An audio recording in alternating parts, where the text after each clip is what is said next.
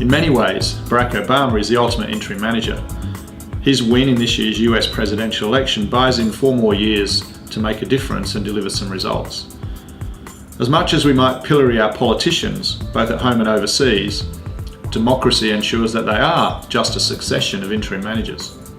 It's precisely because of the limited nature of the term that the best political leaders have interim jobs. From a variety of internal and external sources, they gather and interpret information and make results-focused decisions. Of course, results are how politicians are judged by history, and results are how businesses judge interim managers. You could argue that Obama was supremely objective and Romney wasn't.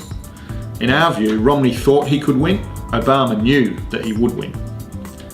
He knew who his audience was, he knew where they were, and he knew how many he needed to vote for him, and then he pursued that goal.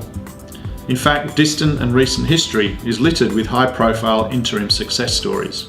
From Obama's original predecessor George Washington, to Winston Churchill in wartime, General Peter Cosgrove with the Australian Armed Forces, Jose Maria Olazábal, Europe's Ryder Cup captain, and even Roberto Di Matteo, who won the European Champions League as Chelsea manager when he truly was a SuperTemp.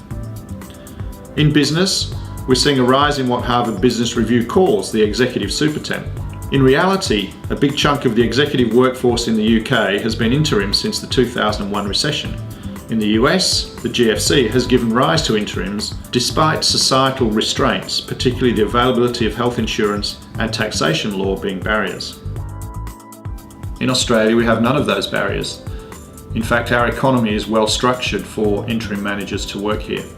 Yes, we have contractors, but in terms of interim managers, we lag behind the rest of the world. You see, contractors really just want to do a job of work, whereas the interim manager wants to go in, separate themselves from the politics of executive management, distance themselves from the pure recommendations of consulting, and really make a difference to an organisation.